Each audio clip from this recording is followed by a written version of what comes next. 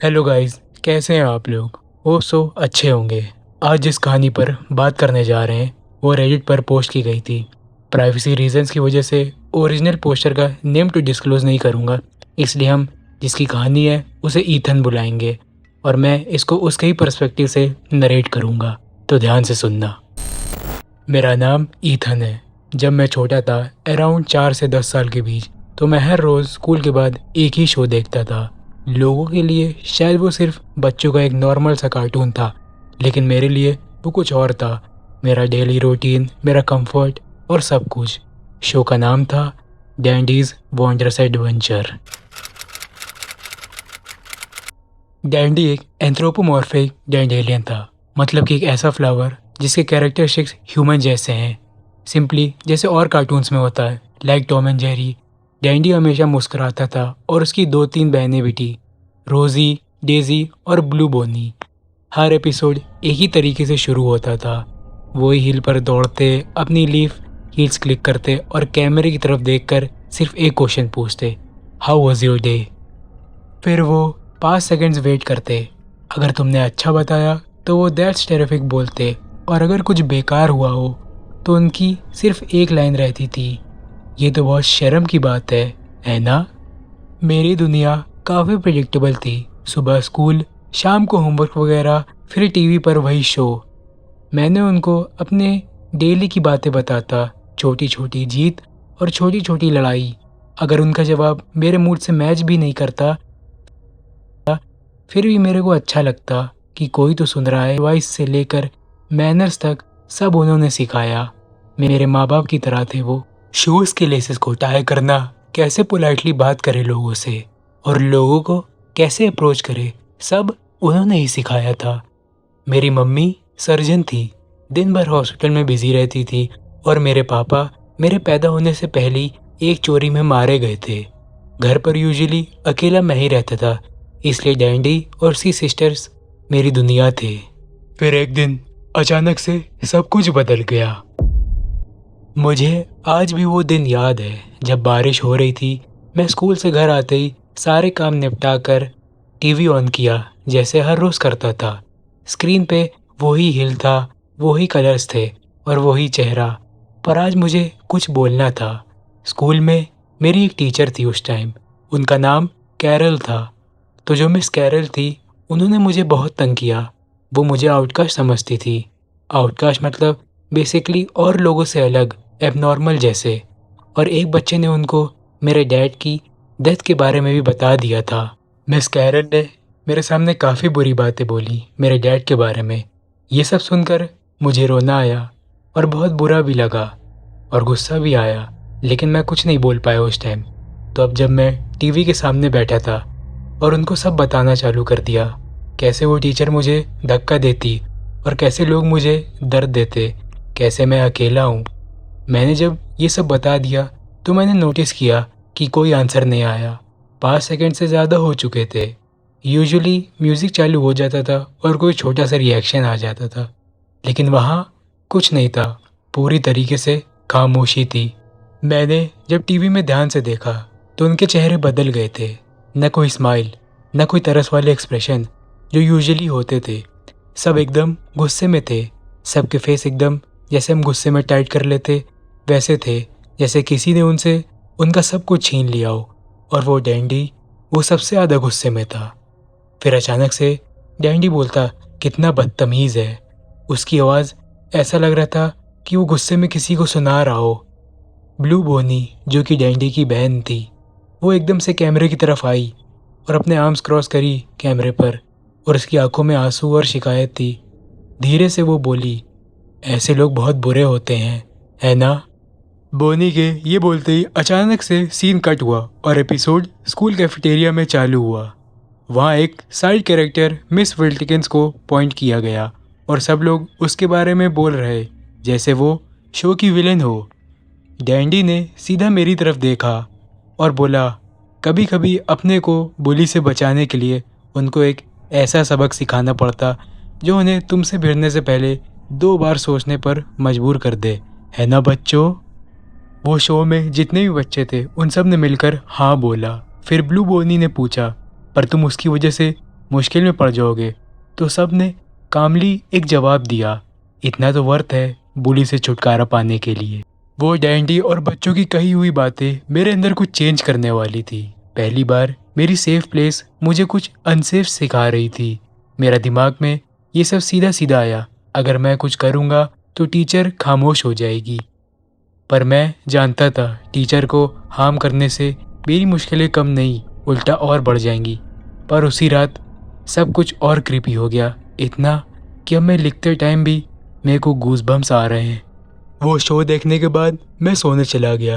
रात को 9:30 के आसपास मैं बेचैन होकर उठा। मम्मी घर नहीं आई थी और टीवी खुद ऑन था। वही शो चल रहा था, पर इस बार बैकग्राउंड डार्क था, एकदम काला। सिर्फ मूनलाइट दिख रही थी। ग्रास पहले जैसी ब्राइट नहीं थी, वो थोड़ा येलो हो चुकी थी, जैसे वो ख़राब हो रही हो। डैंडी अकेला था। उसकी आवाज़ आई। वो मेरा नाम लेकर बोला, तो क्या तुम नहीं सुनोगे?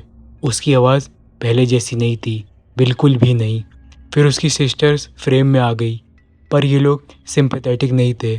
उन्होंने आते ही बोला, हम तुमको पसंद नहीं करते और ना कभी करते थे। उन्होंने मेरे बारे में बहुत बुरी बुरी चीज़ बोली, जो शायद किसी और को बोलने में भी हेजिटेशन होती। उन्होंने मेरे डैड की डेथ पर भी जोक्स बनाए और मेरे साथ बुरा होगा बोला। अचानक से मेरे गले में कुछ अटक गया। मैं जल्दी से भागकर टीवी का प्लग निकाल कर बंद कर दिया और सोने चला गया। रात भर मेरे को नींद नहीं आई। मैं लेटा रहा, पर उनकी वो आवाज़ें मेरे कान में गूंज रही थी, और आंखें बंद करता तो उनके डरावने चेहरे दिखते। वही चेहरे जो कभी कंफर्ट थे, आज वो मेरा नाइटमेयर बन रहे थे। जैसे तैसे मेरी आंखें लग गई रात में, और मैं सुबह उठा। मम्मी अभी तक नहीं आई थी वर्क से, और मैंने देखा टीवी फिर से चालू था। इस बार सब कुछ पहले जैसा लग रहा था, वही ब्राइट कलर्स, वही हरी भरी घास।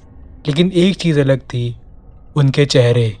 उनके चेहरे पर एक ऐसा पछतावा था जो स्क्रीन के पार से भी महसूस हो रहा था। एक ऐसा गिल्ट जो उन्हें सफोकेट कर रहा हो। धीरे से फ्रेम बोनी पर जूम हुआ और उसने सीधा मेरी तरफ देखा और बोला, वी आर सॉरी फ्रेंड, हम लोग तुमको ऐसे डराना नहीं चाहते थे। उसकी आवाज़ में एक इनोसेंस नहीं थी जो पहले होती थी, बल्कि एक ऐसा रिग्रेट था जो हद से ज़्यादा रियल लग रहा था, कि मानो वो रियलिटी में हो। फिर कैमरा डेजी पर स्विच हुआ। उसने एक शर्मिंदगी वाली टोन में कन्फेस किया कि वो भी एक टीचर के हाथों बहुत सफ़र कर चुकी है। एक औरत जो मिस विल्किंस जैसी थी, जिसने उसे एक ड्राइंग रूम में लॉक कर दिया था और फिर कभी वो रूम नहीं खोला। डैंडी जो हमेशा हंसता था, उसने इस बार सिर्फ धीरे से बोला, और हम कभी वहाँ से बाहर नहीं निकले। उस पल मुझे लगा जैसे स्क्रीन के पीछे कुछ और हो, कोई ऐसा सच जो वहाँ दबा हुआ है। मैं धीरे से टीवी के करीब गया और स्क्रीन को हाथ से प्रेस करने लगा, जैसे मुझे कोई आंसर्स चाहिए हो उनसे। उन्होंने कामली बोला, हम नहीं चाहते तुम्हारे साथ भी सेम चीज़ हो जो हमारे साथ हुई। तुमने हमें खुश किया और अब हम चाहते कि तुम भी खुश रहो। और फिर उन्होंने एक दूसरे का हाथ पकड़ा, जैसे कोई फेयरवेल हो, और हिल पर चढ़ने लगे। हर स्टेप के साथ उनकी मुस्कान अजीब सी बड़ी होती गई। सब ने मिल के एक डिस्टॉर्टेड वॉइस में बोला, thank you for tuning in with us friend.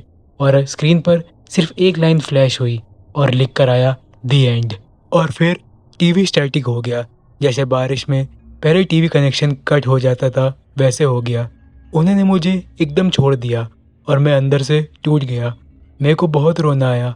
मैं चैनल चेंज करने का ट्राई किया, लेकिन टीवी पर कुछ भी नहीं आ रहा था और ना कोई चैनल शो हो रहा था। अब इस बात को काफ़ी टाइम हो चुका था और अब मेरा 16 बर्थडे भी आ गया था। तो मेरी मम्मी ने मुझे वो सच बताया जिससे मेरी दुनिया हमेशा के लिए पलट गई। उन्होंने मेरे को बताया कि मैं उनका अपना बेटा नहीं था।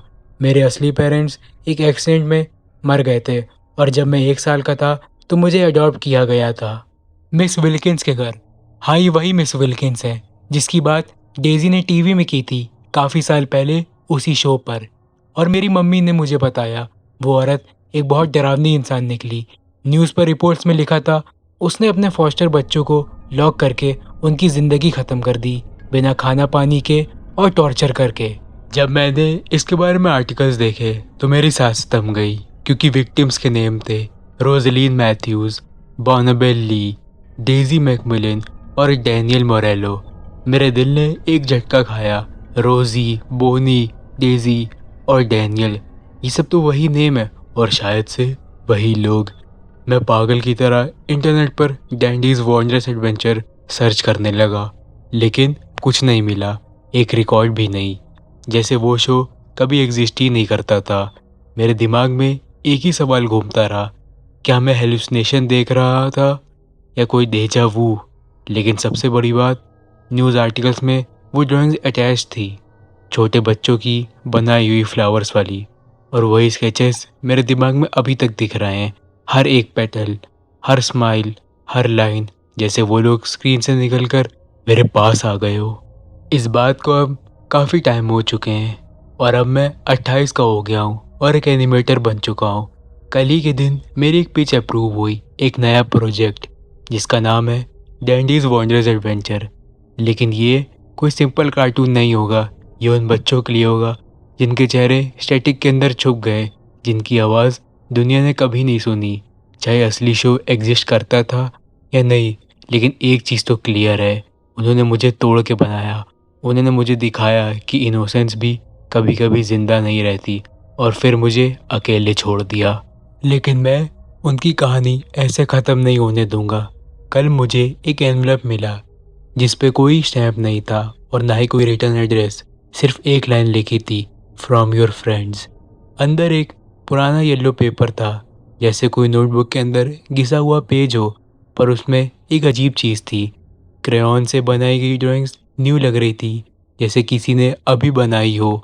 ड्राइंग में डैंडी और उसकी सिस्टर्स थे, छोटे और सफ़ेद विंग्स के साथ, और एक पर्पल कलर की बटरफ्लाई उन्हें लीड कर रही थी सन की तरफ, और वो सन ब्लीड कर रहा था। हर कॉर्नर में सिर्फ एक चीज़ लिखी थी, थैंक यू, अलग अलग कलर से, और बीच में एक दिल बना था, 4 हिस्सों में टूटा हुआ, जैसे किसी ने उसे ज़बरदस्ती तोड़कर फिर चिपकाया हो। मैंने ड्राइंग को अपने सीने से लगाया और धीरे से बोला, थैंक यू टू। मुझे लगा ये क्लोजर है, लेकिन सच बोलूँ तो क्लोजर कभी रियल नहीं होते। शायद दुनिया मुझे कभी असली जवाब ना दे, शायद इंटरनेट हमेशा कहे ऐसा शो कभी एग्जिस्ट ही नहीं करता था। मेरे दिमाग में जो स्टैटिक्स बजते वो अभी भी उनकी आवाज़ों से भरे हैं। मुझे उनकी हंसी सुनाई देती, उनकी चीखें सुनाई देती। हर रात सोते वक्त वही बटरफ्लाई दिखती पर्पल ग्लो के साथ, बिल्कुल मेरी खिड़की पर। और सबसे ज़्यादा डर तो तब लगता कि वो मुझे अभी भी देख रहे हो, जैसे ये थैंक यू सिर्फ ग्रेटिट्यूड नहीं, एक वार्निंग भी हो, जैसे वो कह रहे हो अब तेरी बारी, ध्यान रखना, क्योंकि तुम्हारे साथ भी ऐसा हो सकता। शायद तुम भी एक शो या एक चाइल्डहुड मेमोरी को इनोसेंट समझकर बैठे हो, लेकिन ध्यान रखना, कुछ चीज़ें तुम्हें बनाती नहीं, तोड़ती हैं, और कभी कभी वो वापस भी आती हैं। बस एक बात याद रखना, स्टैटिक कभी साइलेंस नहीं होती, स्टैटिक के पीछे आवाज़ें होती, तुम्हें बस उन्हें ध्यान से सुनना पड़ता। Thank you my friends. Well, आज की स्टोरी के लिए इतना ही। कमेंट्स में ज़रूर बताना कि स्टोरी कैसी लगी और क्या लगता ईथन के साथ क्या हुआ होगा, और क्या कभी आपने ऐसा एक्सपीरियंस किया है ईथन की तरह। ज़रूर बताना कमेंट्स में, और अपने सजेशंस भी लिखते जाना।